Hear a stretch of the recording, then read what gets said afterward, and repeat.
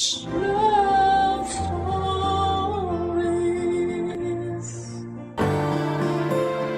Kapag mahal natin ang isang tao, hindi tayo gagawa ng paraan para sila ay masaktan. Kasi pag mahal natin, dapat inaalagaan at iniingatan.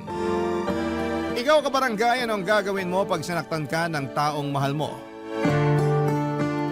Dear Papa Dudut, sumulat ako sa programa ninyong Barangay Love Stories dahil netong mga nakarang araw ay sobrang lungkot ko.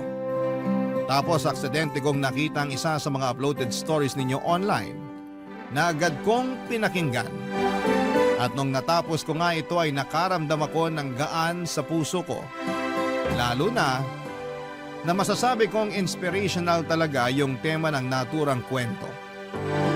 Doon na nagsimula ang pakikinig ko sa programa ninyo tapos ay naisip ko na what if ako naman ang sumulat para humingi ng payo sa mga kabarangay natin, Papa Dudut. Pero bago ko simulan ang pagkukwento ay magpapakilala muna ako sa inyo. Ako po si John David pero tawagin niyo na lamang po ako sa pangalang JD. 32 years old at nagtatrabaho bilang accountant sa isang private company sa Makati. Matangkad din ako, almost 6-footer, mestizo at gwapo. Dahil sa physical kong katangian, mataas talaga ang tiwala at kumpiyansa ko sa sarili ko. Yun din ang dahilan kung bakit naging habulin ako ng mga kababaihan. Wala ano magagawa ko kung pinanganak akong magandang lalaki? Pero syempre aminado rin akong chick boy, lalo na noong hindi ko pa nakikilala yung babaeng nagpatibok sa puso ko. Isang araw, inimbitahan ako ng best friend ko na magpunta sa party ng family nila kung saan ay 70th birthday celebration ng lola nila. Dito ko nakilala si Clarice na girlfriend ng isa sa mga cousin ng kaibigan ko. Maganda siya, sexy at may pagkasingkit. Malakas din ang datingan niya pero at the same time ay hindi siya yung mga tipo ko. Palibasa ay meron na rin akong ibang babaeng tinitingnan sa party na pinuntahan ko pero malabo ko siyang makausap. Kaya naman nagpunta na lamang ako sa cocktail section ng party hall para kumuha ng inumin. At nagkataon naman na nandun din si Clarice na agad napansin ang mga tinginan ko sa babaeng type ko, Papa Dudut.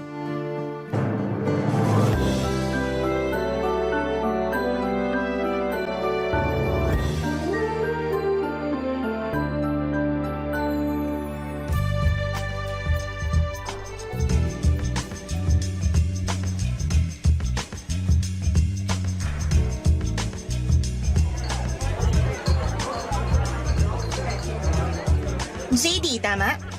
Oo, ikaw si Clarice? Ako nga. Pansin ko kanina pa nang lalaki ang mata mo kakatitig kay Yela. Yela who? Ayun oh. Ah, nahalata mo pala. Masyado ka namang observant. Of course. Simula kasi nang ipakilala ka sa akin ng boyfriend ko kanina. Hindi ka na nawala sa isip ko. Uy, bad yan. Baka magkasala ka sa boyfriend mo. As if naman magagawa akong magloko Swerte ko na sa kanya, no? Anong ibig mong sabihin? Sabi na kayo talagang mga lalaki yung totoong chismosa. Ikaw naman? Na-curious lang since nabanggit mo na. Kaya sabihin mo na. Siyempre, napaka-gentleman niya. Kung tratuhin niya ako, malayong malayo dun sa ex-boyfriend ko na kulang na lang gawing punching bag mukha ako dahil sa hilig manuntok.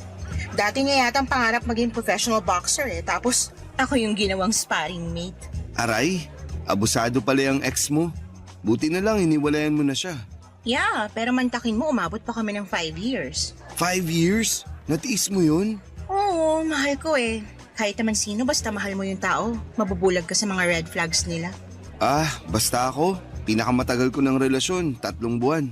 Talaga? Relasyon ba tawag doon or what? Madali kasi ako magsawa sa babae.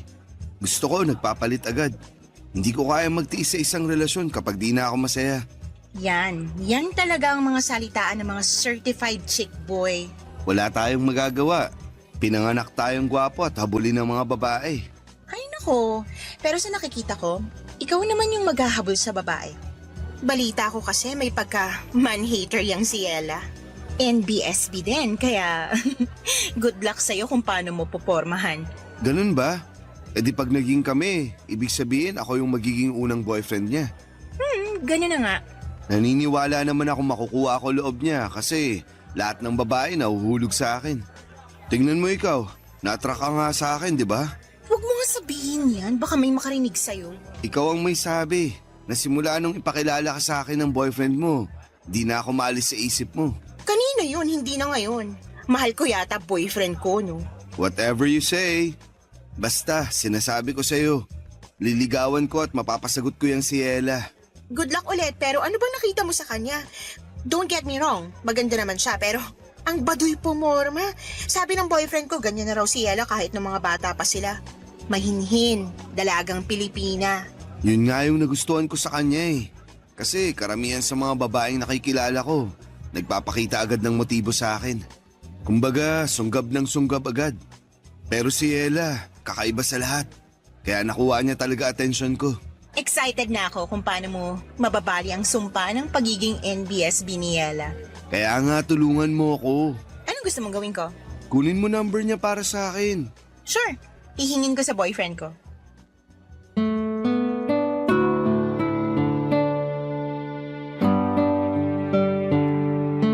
Maganda si Ella, maputi, makinis ang balat, maamo mukha, pero may pagkamanang manamit. Masyado kasing balot na para bang anytime ay mamanyakin siya ng mga kalalakihan, kaya ganon yung defense mechanism niya. Pero kitang-kita ko pa rin ang kaseksihan niya dahil pasimple ko siyang tinitingnan ng mga panahong yon.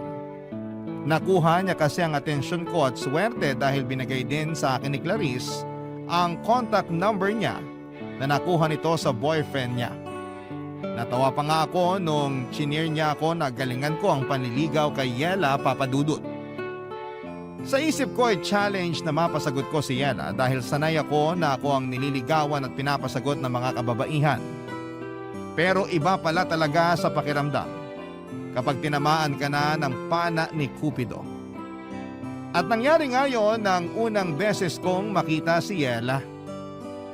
Pagkatapos ng party agad kong tinext ang number niya. Pero ang tagal niya bago mag-reply. Siguro inabot pa ng kinabukasan mga bandang hapon. Akala ko tuloy ay pinagtripan lang ako ni Clarice, kaya maling number ang ibinigay niya sa akin. Pero nung i-text ko ulit doon si Yela ay halos lumabas ang puso ko sa aking dibdib dahil sa excitement at kaba nang mag-reply na siya. Natawa pa nga ako kasi para siyang jejemong mag-text. Una niyang tinanong kung sino ako at doon ako nagpakilala sa kanya. Akala ko ay walang magiging progreso ang pag-uusap namin dahil ang tagal na naman ulit bago niya ako nireplyan. Buti na lang at hindi ako sumuko hanggang sa nagtuloy-tuloy na ang pag-uusap namin. Makalipas ang 2 linggo ay nag-decide kaming magkitang dalawa, Papadudut.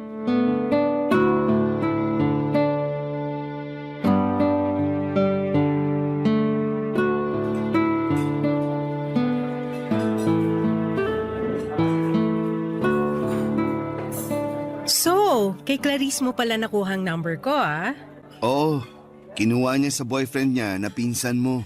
Kahit kailan talaga yung babaeng yun masyadong mapapil. Bakit? May galit ka ba sa kanya? Wala, pero kasama kasi siya ng mga pinsan ko na nagpupush sa akin na makipag-date para magka-boyfriend na.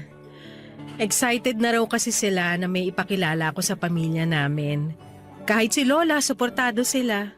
Wala naman sigurong masama sa kagustuhan nilang yun para sa'yo, right? Wala nga. Ako lang siguro yung ayaw. Na-mention ni Clarice na may pagka-man-hater ka raw. Totoo ba yun? What? No, OA talaga ng babaeng yun. Pero baka kaya niya nasabi kasi nga NBSB pa rin ako. Tsaka yung huling nang ligaw sa akin na lalaki, nireject ko agad para hindi na niya ipagpatuloy. Bakit? Hindi ka pa ba ready?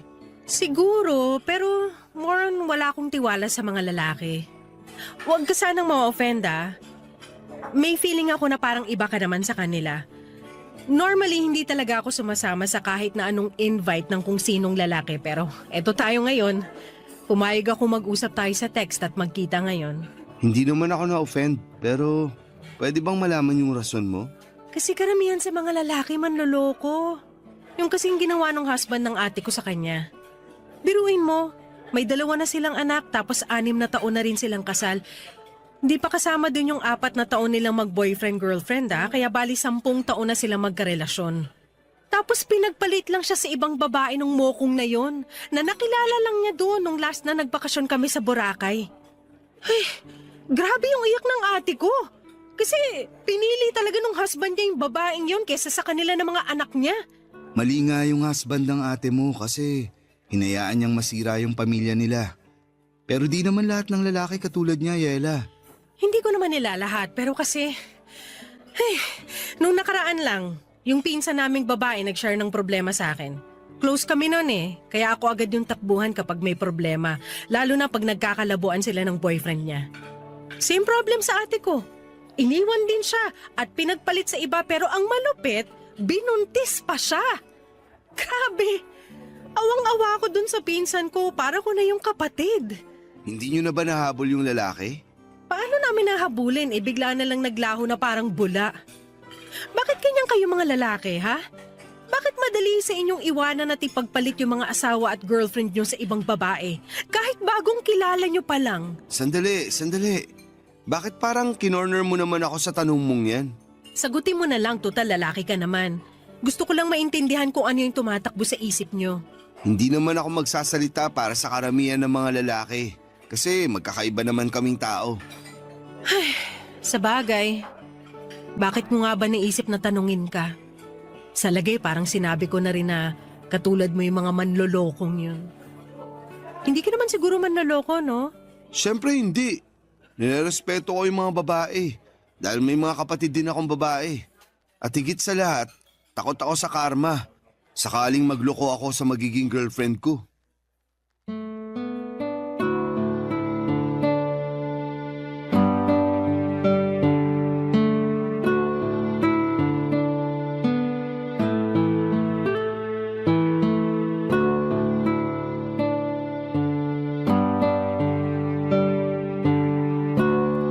Papadudot after ko siyang i-date sa isang mamahaling restaurant sa isang lugar na kung saan ay hindi ko akalaing magdadala ako ng babae.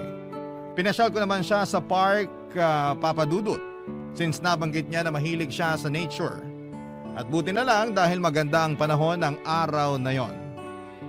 Marami po kaming napag-usapang mga bagay tungkol sa trabaho niya at hobbies niya. Yung iba nga ay mga random things lang pero nagulat ako. Kasi na-enjoy kong pakinggan at malaman yon. After our first meet-up/date ay hinatid ko na si Yela sa apartment na tinutuluyan niya. Pero bago kami maghiwalay ay ninakawan ko siya ng halik sa labi niya. Kabado ako kasi akala ko ay sasampalin niya ako pero kitang-kita ko lang na nag-blush siya at ngumiti, Papadudot. Tapos ay nagulat ako kasi bigla niyang inangkla ang mga braso niya sa leg ko. At hinapit ako palapit sa kanya para ipagpatuloy ang aming halikan. Ang date namin yon ay nasundan pa ng ilang paglabas na masasabi kong nauuwi. Or nauuwi sa pag-check-in namin sa motel dahil hindi na talaga namin kayang pigilan ang init ng aming mga katawan. Oo, nakuha ko na si Yela sa kama pero hindi pa kami mag-on. Kaya nag-worry ako ng husto dahil baka wala talaga siyang planong makipagrelasyon sa akin. Pumayag naman siyang ligawan ko pero hindi niya pa rin ako sinasagot. Ewan, hindi lang ako sanay siguro kasi si Yela ang unang babaeng niligawan ko. Kaya naman may pangamba sa puso ko na baka pinapaasa niya lamang talaga ako. At sa huli, wala akong mapala sa kanya ng mga panahong yon, Papadudot. Barangay Love Stories. Barangay Love Stories. Pero lahat ng agam-agam ko kay Yela ay nawala. Noong pagkaraan ng isang buwan na panliligaw sa kanya ay binigay na niya sa akin ang matamis niyang oo. Grabe. Pakiramdam ko ako na ang pinakamaswerteng lalaki sa mundo dahil girlfriend ko na siya, Papa Dudut. Sa sobrang saya ko noong sinagot niya ako sa isa sa mga date namin, nilibre ko yung mga katabi naming table na kumakain. Wala sobrang in love ako kay Yela at ang sarap-sarap nito sa pakiramdam. Ilang larawan ko yon na para bang hindi na nakasayad sa lupa ang aking mga paa at nakalutang na ako sa ulap, Papa Dudut. Nung naging mag-on kami ni Yela ay doon ko na-discover na marami pa rin kaming pagkakaiba. At dahil nga may pagka-introvert siya, hindi ko siya mayayang pumunta sa mga bar para mag-relax at uminom ng kaunti. Kaya ang ending ay tropa ko na lamang ang niyayaya ko o kung hindi naman sila available ay nagsusolo na lamang ako. Pinapayagan naman ako ni Yela kasi hindi naman siya mahigpit, which I like dahil ayoko nung pakiramdam na kinokontrol ako. Masaya na rin naman ako na may kaunting lungkot kasi sana naman kahit papaano'y subukan man lang niyang makisama sa mga trip ko, Papa Dudut.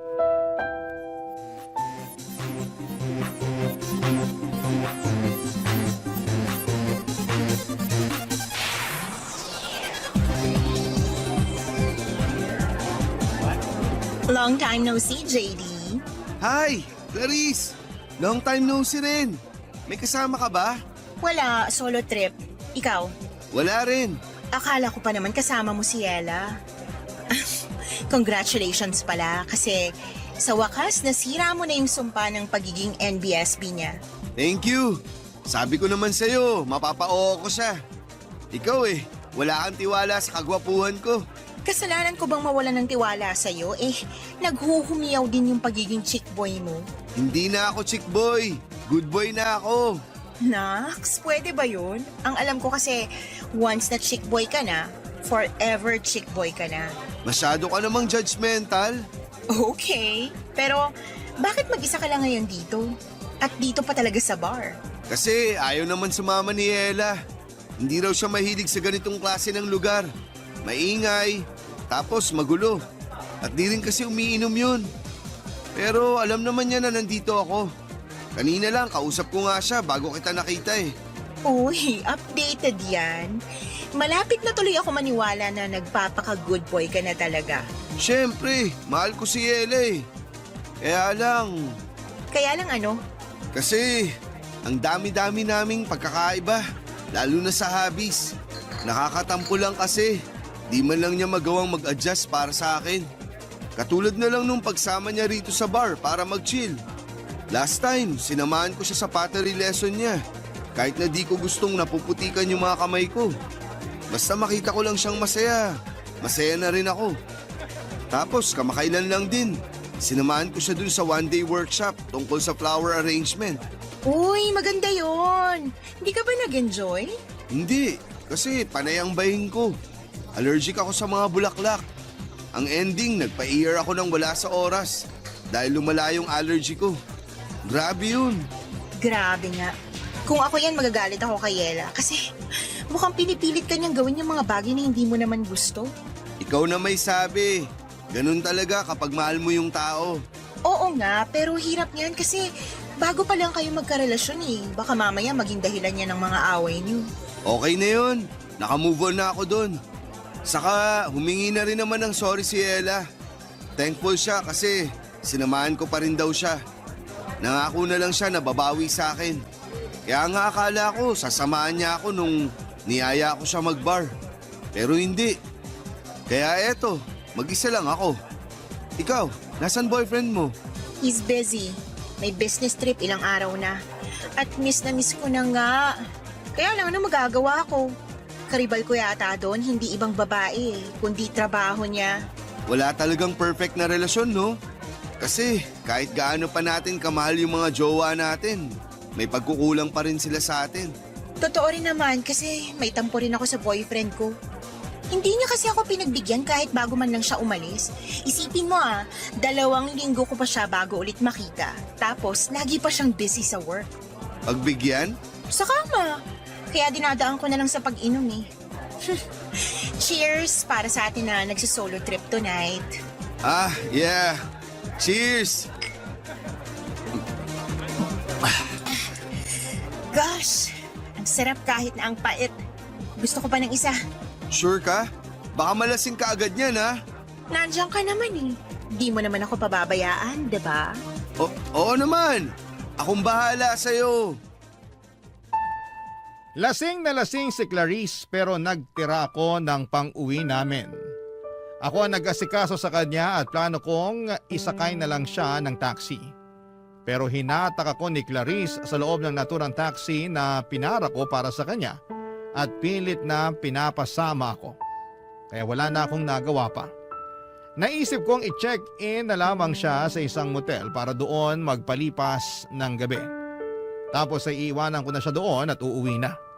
Pero dahil sa kalasingan at init ng katawan ay hindi ko napigilan ang sarili ko na mahumaling kay Clarice. Nagsimula lang yon sa paghawak at halikan hanggang sa may nangyari na sa aming dalawa. Nakailang rounds din kami bago kami nakatulog sa sobrang pagod. Kinabukasan ay hiyang-hiya kami sa mga sarili namin nang nahimasmasa na kami. Nakiusap ako sa kanya na huwag ipagsasabi kahit kanino ang nangyari sa amin dahil mahal ko ang pinsan niya. Sumang-ayon naman si Clarice dahil may boyfriend din siya noong mga panahong yon. Nauna ako mag-check out sa kanya at agad kong tinext si Yela. Dumaan ako sa coffee shop at binili yung paborito niyang kape. Sunod kong pinuntahan ay yung pinakamasarap na cake and pastry shop na kinakainan namin. At bumili din ako doon na kasama kong dinala sa kanya. Gulat na gulat pa nga ang girlfriend ko nang sumulpot ako sa tapat ng apartment niya kasi hindi niya inakala na pupunta talaga ako, Papa Dudut. Pinapasok naman ako ni Yela at pinagsaluhan namin yung dala kong coffee at cake. Tuwang-tuwa siya kaya masaya na rin ako. Pero kinakain pa rin po ako ng konsensya ko dahil sa panluloko sa kanya at sa girlfriend pa talaga ng pinsan niya. Pero wala akong planong aminin lahat ng yon kay Yela, Papa Dudut. Kaya nga para mawala na yung konsensyang nararamdaman ko, mas lalo kong pinaramdam sa kanya na mahal ko siya. At pagkalipas nga ng isa pang buwan ay niyaya ko na siyang magpakasal. Umuo naman si Yela at simpleng garden wedding yung nangyari. Invited pa nga si Clarice at grabe ang kaba ko. Pero nairaos naman ang seremonya ng kasal namin ni Yela nang walang nangyayaring gulo. O baka masyado lang akong praning, pero hindi niyo naman ako masisisi, Papa Dudut. Fast forward. Tumira kami ni Yela sa 2-story na bahay na matagal ko nang binili.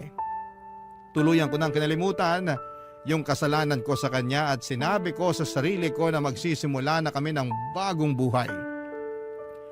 Kaya lang sa loob ng 3 buwan namin bilang mag-asawa ay sinubo kami ng kapalaran, Papa Dudut.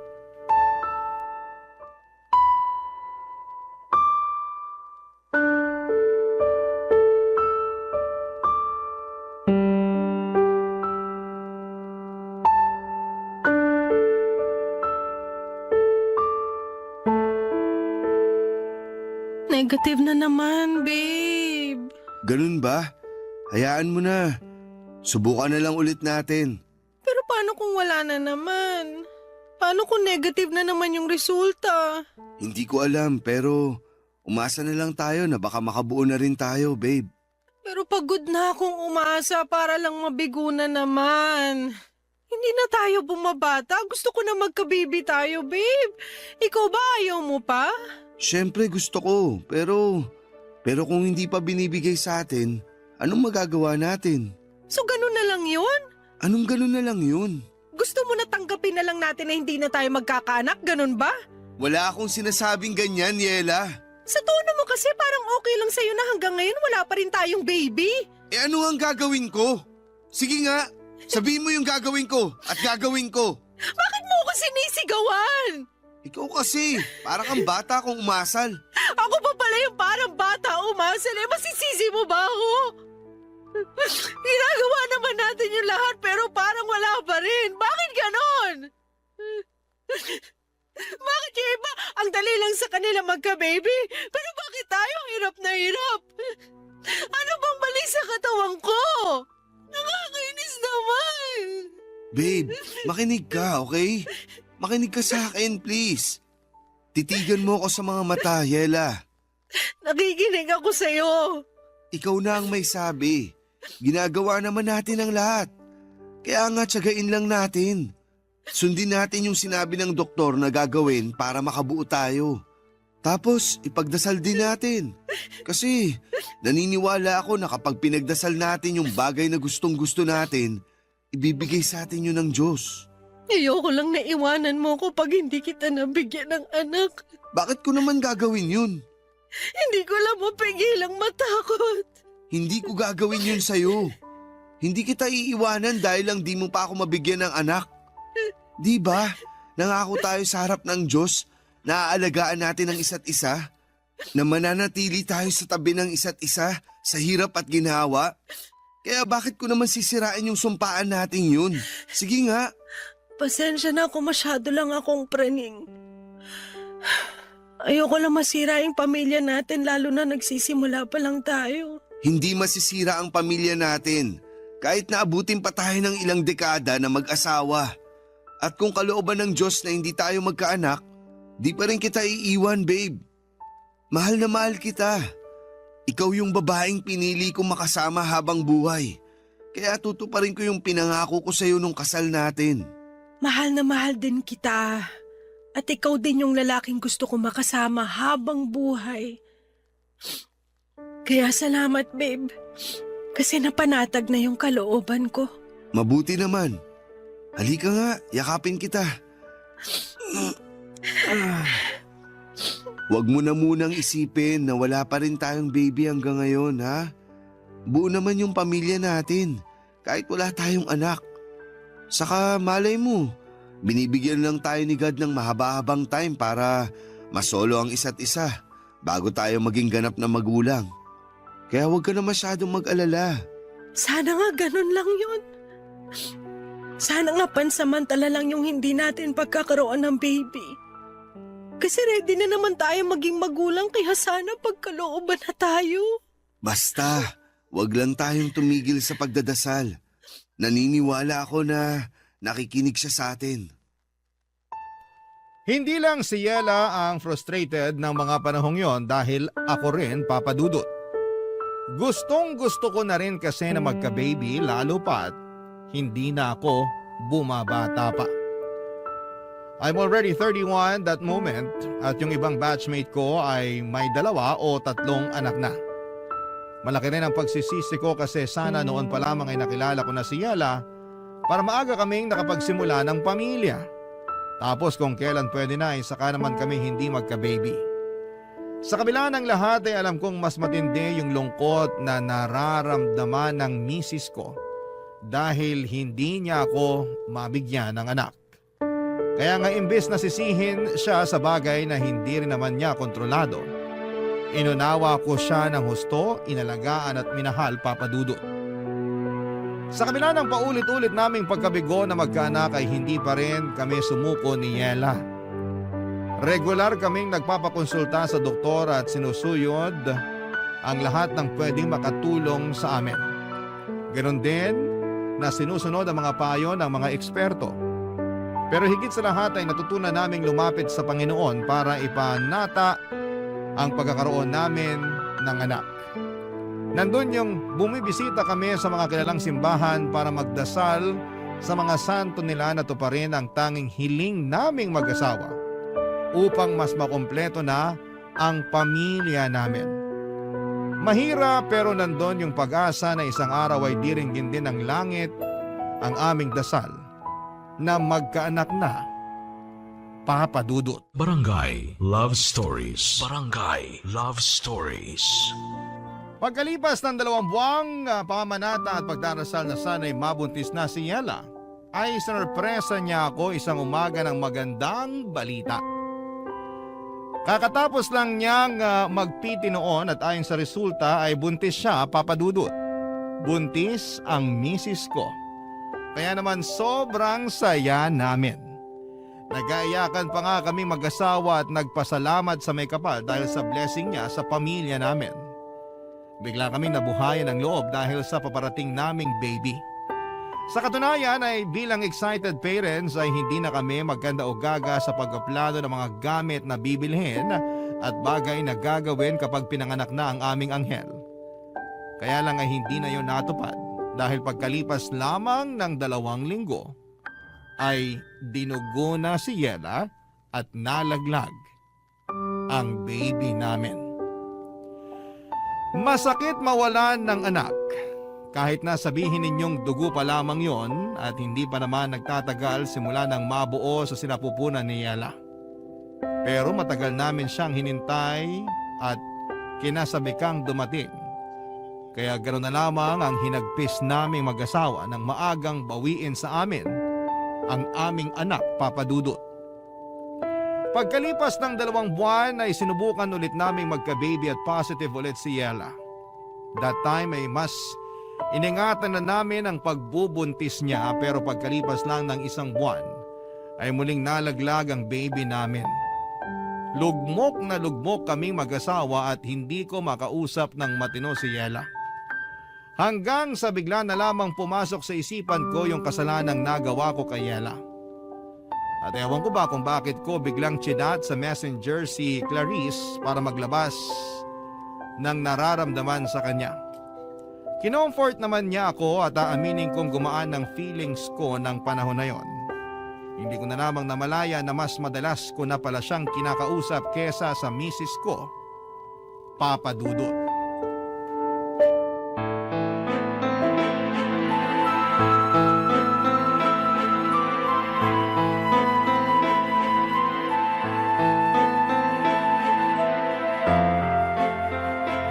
Hayop ka, JD!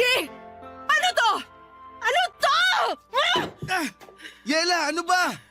Bakit mo binato sa akin yung cellphone mo? Nakuha mo pa magtanong? Galing mo rin umarteng inosente, ito lang ginagawang kademonyo, ano? Hindi ko alam yung sinasabi mo.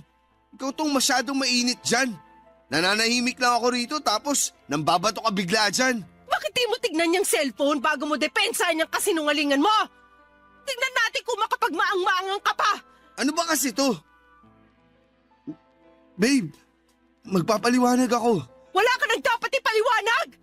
Nabasa ko na lahat dyan sa conversation niyo ni Clarice! Walang hiya kayong dalawa, ang bababoy niyo! Hindi naman namin sinasadya, babe.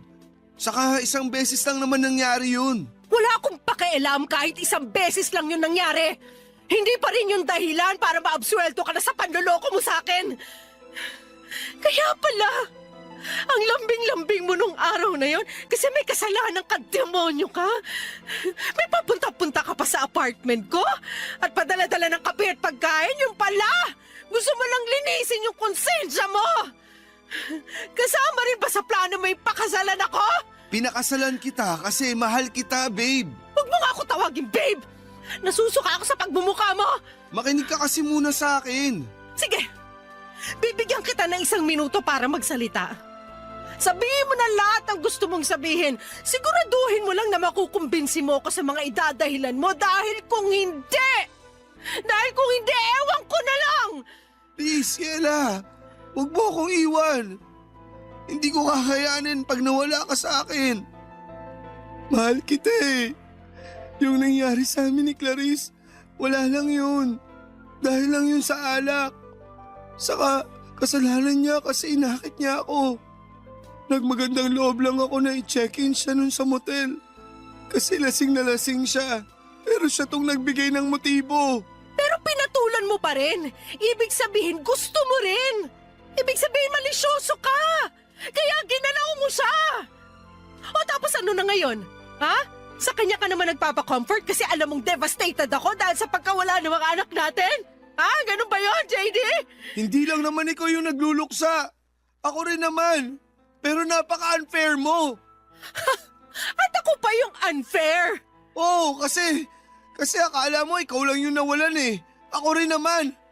Lagi kang nagagalit sa akin na para bang kasalanan ko kung bakit di nabubuhay yung mga anak natin. Hindi mo ako kinakausap kaya sino kakausapin ko? Tapos doon ko na naisip si Clarice kasi alam ko maiintindihan niya ako at di nga ako nagkamali. Ang kapal ng mukha mo! Wala kaming ginagawang masama ni Clarice.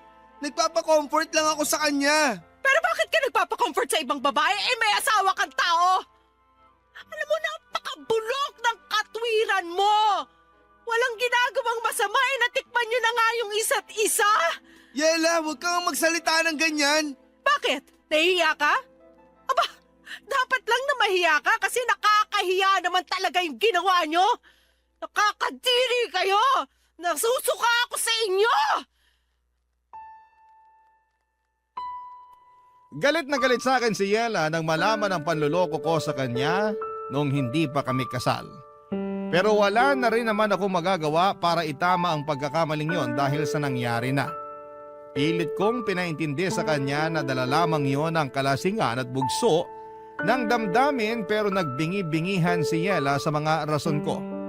Hindi ko na alam ang gagawin ko noon at naiyak na lamang din ako sa sobrang aburido dahil sa kamalasang nangyayari sa pamilya namin. Galit na galit sa akin si Yela, kulang na lamang ay isumpa niya ako, Papa Dudut. Muli ako nakaramdam ng konsensya sa mga kasalanan ko sa kanya pero thankful pa rin ako dahil hindi ako hiniwalayan ng misis ko. Siguro kahit papaano ay tinablan siya ng pakiusap ko na huwag akong iiwanan. Mahal na mahal ko kasi siya. At nangako ako na gusto kong bumawi sa mga pagkakasala ko sa kanya. At kahit na hindi naman siya sumagot o sumang-ayon, ramdam ko na binigyan pa rin niya ako ng pagkakataon. Kaya ginawa ko talaga ang lahat para suyuin siya. Kahit kasal na kami, niligawan ko ulit si Yela. Pinaramdam ko sa kanya na siya lang ang babaeng gusto ko at mamahalin sa panghabang buhay. Na siya lang ang pinakamaganda at natatangi sa lahat. Pero ewan ko ba kung bakit parang lagi niyang binabaliwala yung mga efforts ko. Lagi niyang pinaparamdam sa akin na hindi ko makukuha ang loob niya kahit na anong gawin ko. Doon ako nakaramdam ng frustration kasi ang unfair niya para sa akin, Papa Dudut.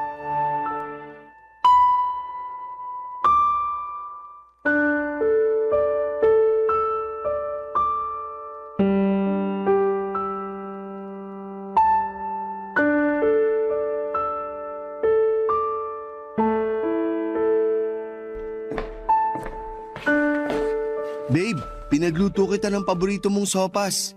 Ito dinalan kita. Lapag ko lang dito sa may tokador. Kain ka na. Salamat pero ayoko. Wala rin naman akong gana. Ay, pero hindi ka rin nagapunan kagabi. Natulog ka lang kasi sabi mo wala ka rin gana. Kailangan mong kumain kahit konti dahil iinom ka pa ng gamot. Ilang araw na yung lagnat mo. Pwede ba iwanan mo na lang ako kasi lalong sumasama pakiramdam ko sa ingay mo eh. Dami mong sinasabi na iinis ako. Nag-aalala lang naman ako sa'yo. Wala akong pakialam. Yela naman, di mo kailangang sumigaw. Naririnig naman kita eh. Kung naririnig mo naman pala ako, edi sana kanina ka pa umalis. Nag-aalala nga ako sa'yo kasi ilang araw ka nang may sakit. Kaya hindi ka gumagaling kasi ang tigas ng ulo mo. Mas gusto ko nga na hindi na ako gumaling para mamatay na lang din ako katulad ng mga anak natin. Huwag mo namang sabihin yan oh. Sasabihin ko yung gusto kong sabihin dahil ito yung niraramdaman ko. Pagod na ako, JD. Pagod na akong pakisamahan ka sa isang bubong dahil ang asawa na kita. Sinubukan ko naman na patawarin ka. Nabigyan ka ng tsansa na bumawi pero sa tuwing nakikita kita, naaalala ko yung pagtataksil mo sa akin. At wag mo na rin subukan mga tuwiran dahil hindi na inuubra sa akin, hayop ka. Ay, pero ginagawa ko naman lahat, di ba? Bumabawi ako. Nagsisisi. Pinaparamdam ko sa'yo na ikaw lang yung mahal ko. Akala mo ba sapat na yon? Kasi kung oo, di sana nawala na tong pait at bigat na nararamdaman ko sa dibdib ko. Sana kung ganun lang kadali ang lahat, matagal na kitang napatawad pero hindi eh. Hindi nga ako makahinga ngayon dahil sa matinding galit kaya pwede ba?